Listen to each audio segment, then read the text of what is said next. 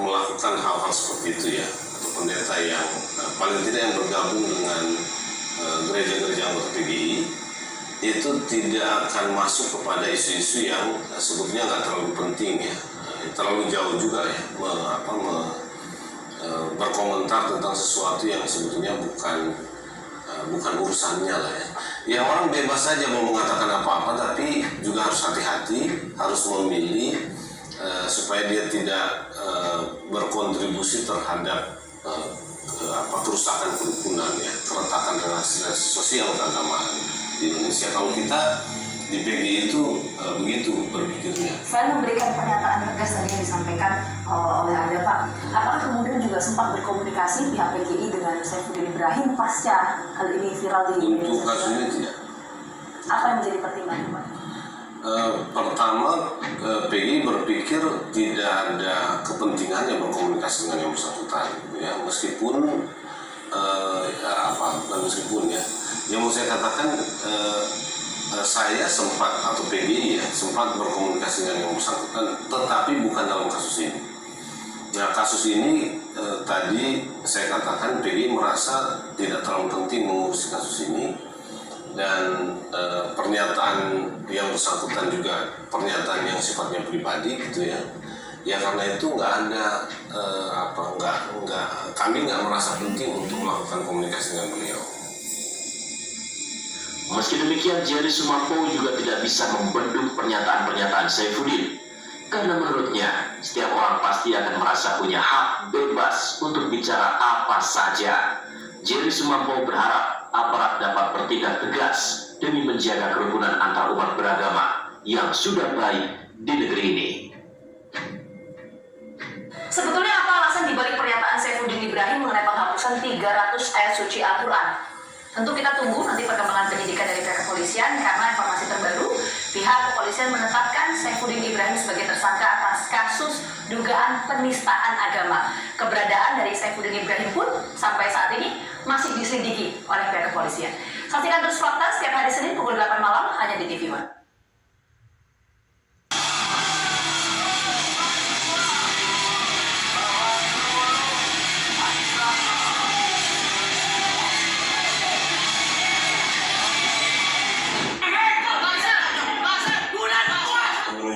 Pegiat media sosial Ade Armando pada aksi mahasiswa 11 April 2022 masih terus menyita perhatian publik. Sebab selain menyayangkan tindak kekerasan yang terjadi pada aksi unjuk rasa yang digagas Badan Eksekutif Mahasiswa se-Indonesia tersebut, masyarakat juga bertanya-tanya mengapa Ade Armando berada di lokasi itu, mengingat kerap mengunggah komentar-komentar kontroversial di media sosial.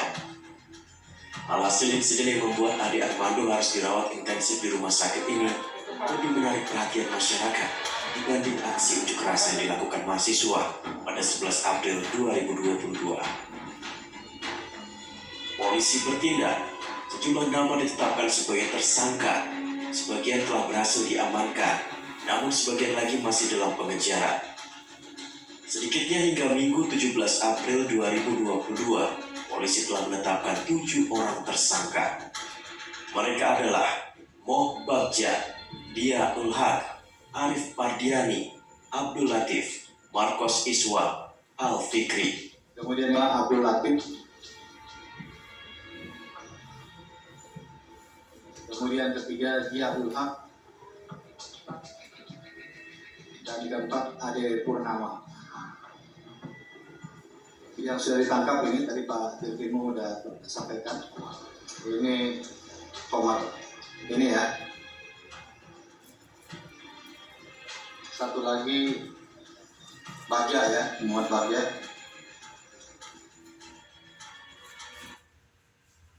Saudara-saudara, inilah produk yang pertama hari ini. Hari ini hari Selasa, 2 Selasa, we are going to exalting, praising God Almighty, our Father, in our church, Jalan Raja Wali Barat, 61. Saudara-saudara, saya fokus terhadap 2 poin yang tadi kita sudah saksikan cuplikannya. Yang pertama tadi adalah person Pendeta Syarifuddin Ibrahim yang katanya sekarang di luar Indonesia, di luar Nusantara. Dan yang kedua adalah Ade Armando, seorang pengajar di Universitas Indonesia yang ternyata waktu kemarin mengadakan demo mahasiswa itu, beliau menjadi korban kegiatan massa di bagian akhir daripada pertemuan itu, dan dia dirawat di rumah sakit. Saudara-saudara, karena channel ini adalah Daniel Togar Maringan Sinaga Sesanti Negara, saya akan analisis sama seperti yang lalu, konsisten sebagai seorang warga negara, sebagai an expert of national resilience, tenaga pengkaji ketahanan nasional. Itu surat keputusan Gubernur Lemhanas yang saya terima beberapa saat sebelum tahun 2015 atau 2016 meninggalkan Lembaga Ketahanan Nasional Republik Indonesia. Saudara, 2 person ini karena sudah ada di publik bisa menjadi bagian untuk menjelaskan, mengadakan deskripsi apa yang dimaksud dengan Tanhana Dharma Marua, atau lebih lengkap Bhinneka Tunggal Ika Tanhana Dharma Marua.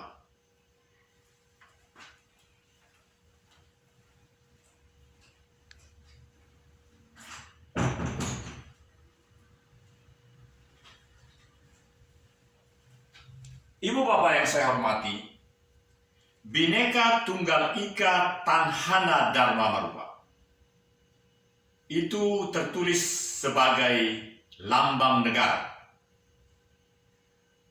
peraturan pemerintah yang ditandatangani oleh Presiden pada waktu itu tahun 1951, lembaran negara nomor peraturan pemerintah nomor 66 tahun 1951, lembaran negara nomor 111 tahun 51, dan juga tambahan lembaran negara nomor 176.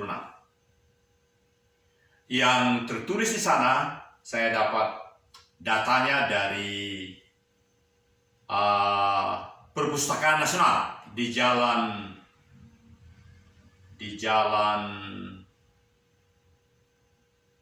di sebelah kiri Lemhanas. Yang sangat menarik saudaraku adalah di negara kita tahun 51, sebab saya kelahiran 58, 7 tahun kemudian saya lahir. Tahun 51 yang memperhatikan di dalam klausul daripada peraturan presiden itu, peraturan pemerintah itu, ada disebut memperhatikan Dewan Menteri. Waktu itu ada Dewan Menteri. Di dalam seluruh dokumen itu menjadi jelas pada peraturan presiden itulah adanya pengurangan 50% daripada sesanti negara. Sebab pada peraturan pemerintah nomor 66 tahun 1951, lama sebelum Lemhanas didirikan oleh almarhum Soekarno, Insinyur Soekarno. Pada peraturan pemerintah nomor 1 tahun 51 itu dan dengan segala uraian daripada peraturan pemerintah, penjelasannya, dan tentu nanti peraturan pemerintah diikuti dengan yang lain-lain, karena peraturan pemerintah ditantangani presiden, tentu ada menteri dan seterusnya. Tetapi di dalam klausul itu saya melihat yang dipertimbangkan adalah bahwa Undang-Undang Dasar Sementara Republik Indonesia, kemudian ada diperlukan penetapan lambang negara itu, dan mengingat rapat Dewan Menteri di bulan Juli tahun 51. Jadi setelah itulah dikeluarkan peraturan pemerintah tersebut. Dan di dalam uraian-uraian jelas bahwa memang latar belakang daripada burung Garuda, Bhinneka Tunggal Ika, itu diambil dari sesanti kerajaan Majapahit. Dan telah terbukti bahwa sesanti kerajaan Majapahit inilah yang menjadi successful daripada Gajah Mada, kerajaan Majapahit, bahkan kerajaan-kerajaan sebelumnya. Sejak tahun 1400-an telah banyak kerajaan-kerajaan di Indonesia. Jadi banyak raja-raja. Raja di Sumatera,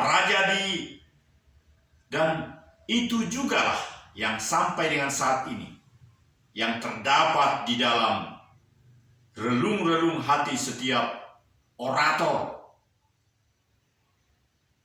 pembicara adat di Tapanuli, di mana-mana. Ada kerajaan. Saya misalnya disebut dengan Aman Raja, Baginda Raja Namora, Opu Hartogu Sinagaduri. Saya senang pakai istilah itu, karena memang saya adalah keturunan raja. Saudara-saudara, ini sangat menarik. Sangat menarik, saudara. Kali ini biar agak santai, saya ambil tempat duduk dulu.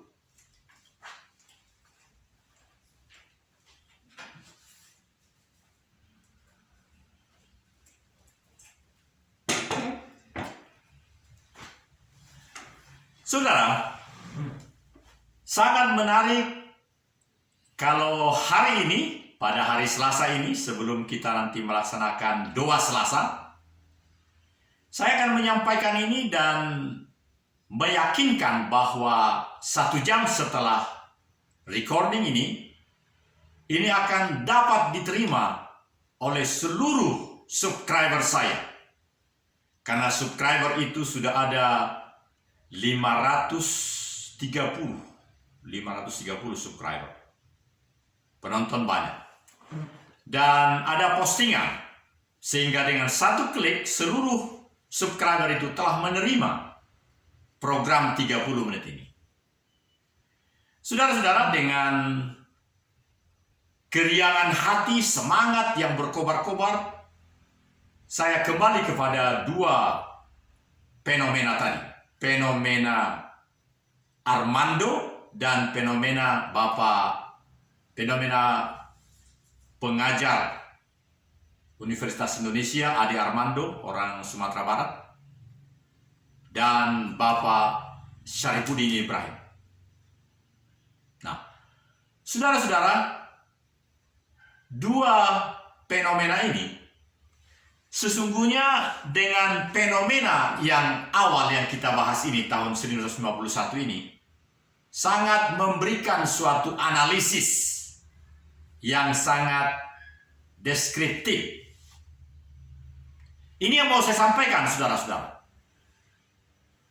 Jadi dari berbagai hal ini, Daniel Togar Maringan Sinaga Sesanti Negara, itu nama channel ini, saya akan menyampaikan paling tidak 3 hal. Yang pertama adalah sesanti negara kita. atau sebenarnya bukan sesanti. Lambang negara kita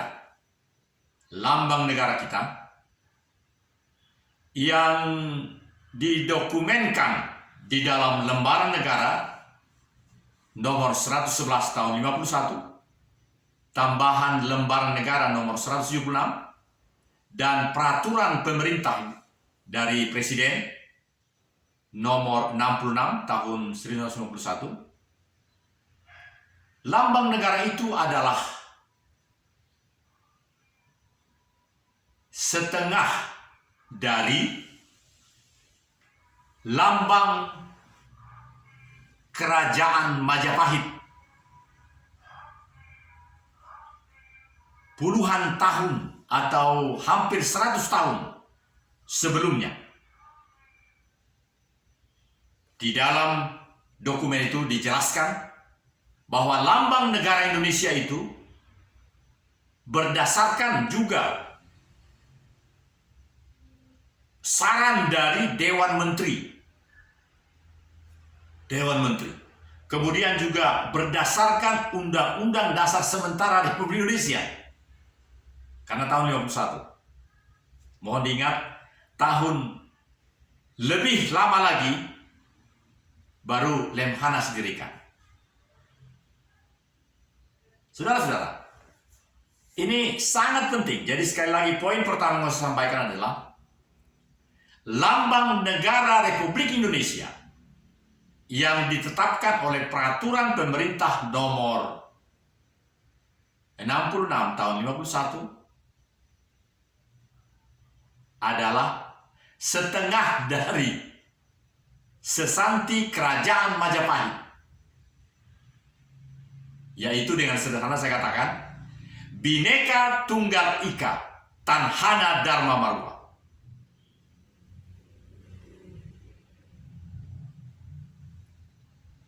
Gambarnya saya tidak tahu, apakah burung Garuda saya tidak tahu. Kita akan cari. Ada dokumen-dokumen di Perpustakaan Nasional di Jalan Medan Merdeka Selatan, Medan Merdeka Selatan, ya. Itu yang pertama. Jadi tahun 2022 ini khususnya pada saat Indonesia menjadi pemimpin dari 20 negara yang sesungguhnya menjadi lem perekat dunia atau jalan-jalan yang harus memberikan jalan keluar bagi kehidupan dunia. Seperti apa yang kita dengar kemarin, Profesor Hikmahanto, Ibu Koni, dan Indra Maulana yang membahas tentang pemboikotan oleh Amerika Serikat dan kawan-kawan tentang pelaksanaan di bulan Oktober dan November tahun ini di Bali. Dewan Ekonomi Dunia. Minta maaf saya pakai istilah itu. Jadi saudara-saudara, yang menjadi poin pertama yang mau saya sampaikan adalah terbukti melalui uraian tadi, niat daripada peraturan pemerintah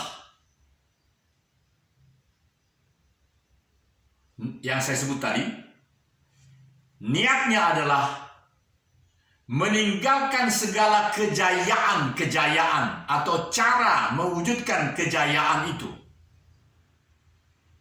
dengan cara menghilangkan strateginya yang berhasil itu dan cukup mengambil gambar Garudanya dan Bhinneka Tunggal Ika. Itu yang pertama.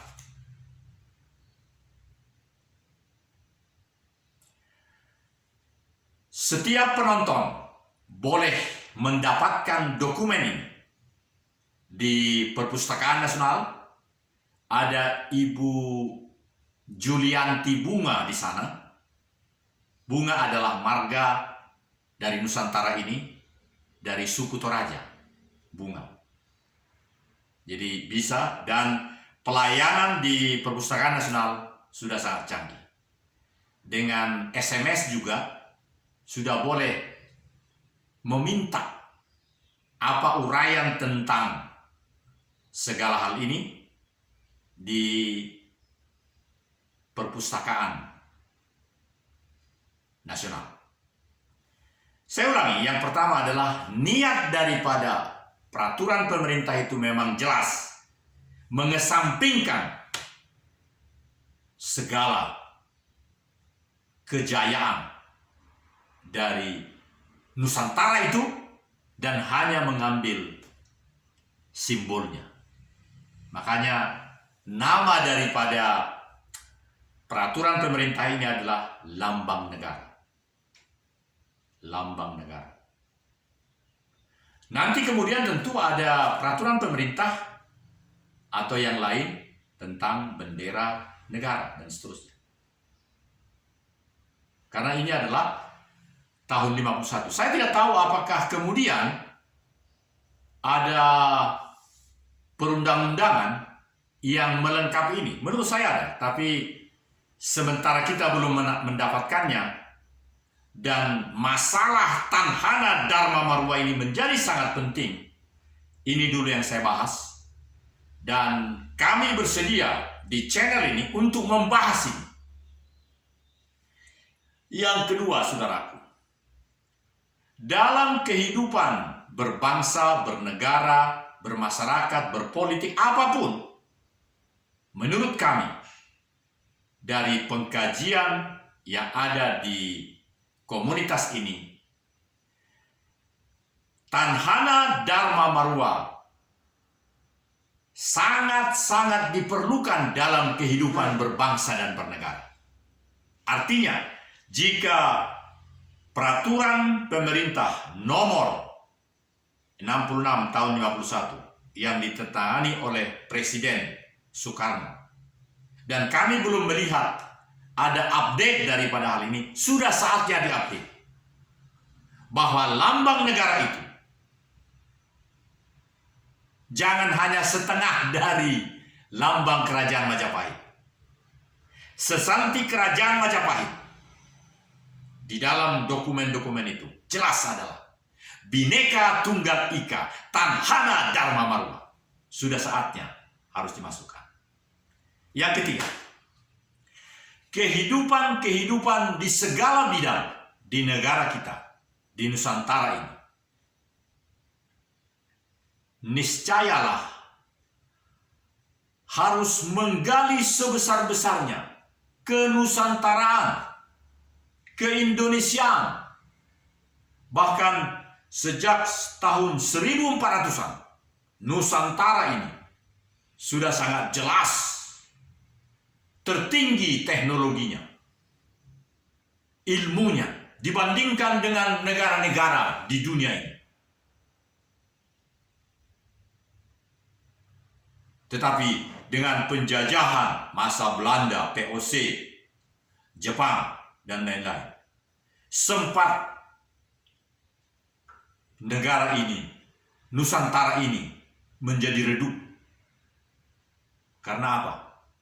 Karena hanya kelompok-kelompok kecil ini, Kerajaan Majapahit, Kerajaan Sriwijaya, kerajaan-kerajaan, jika dipersatukan itu dengan Tanhana Dharma Marwa, maka sungguh-sungguh kedikdayaan Indonesia melebihi Amerika Serikat, melebihi siapapun.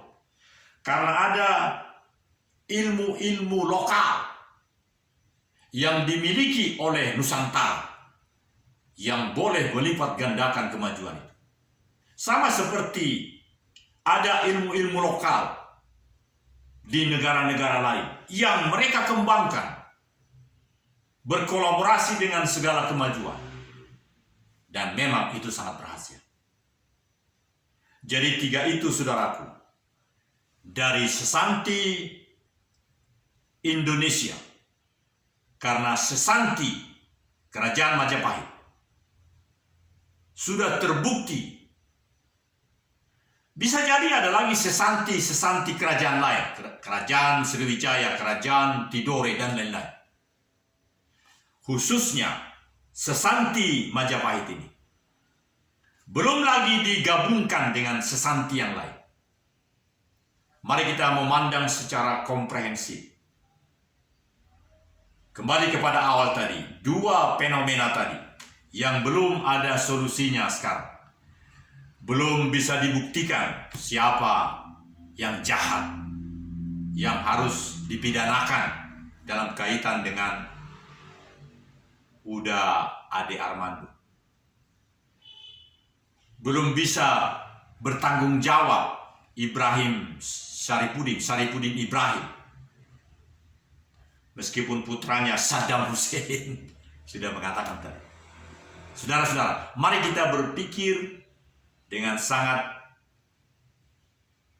menikmati pemberian Tuhan di negeri ini, yaitu Nusantara seluruh dari tahun 1400-an sampai dengan 1945 dan ditetapkan sesanti kerajaan Majapahit itu Bhinneka Tunggal Ika Tanhana Dharma Marwa pada waktu pembentukan negara ini.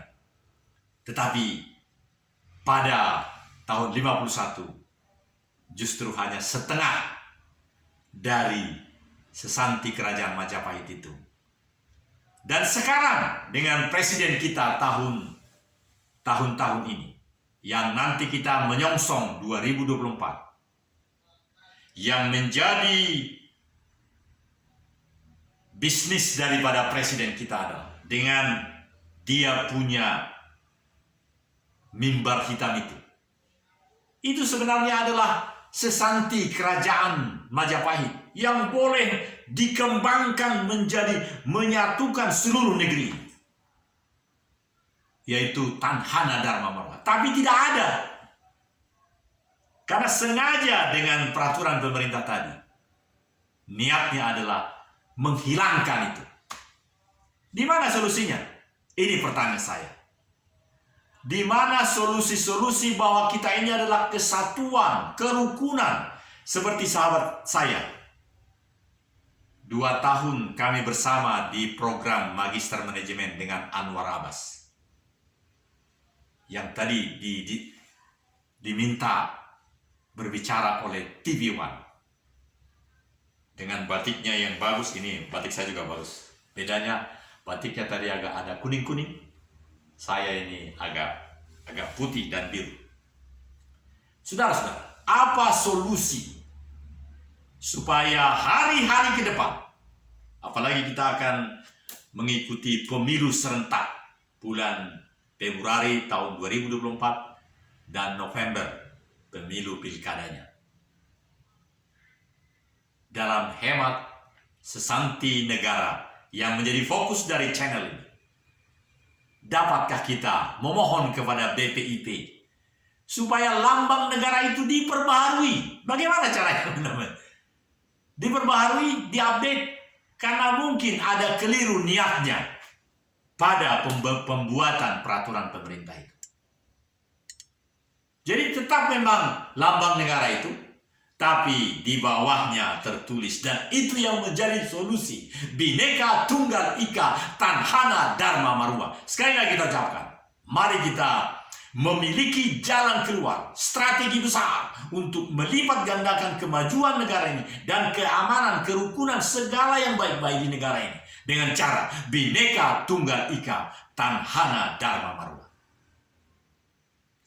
Assalamualaikum warahmatullahi wabarakatuh. Shalom, shalom, shalom. Om Swastiastu. Namo Buddhaya. Rahayu.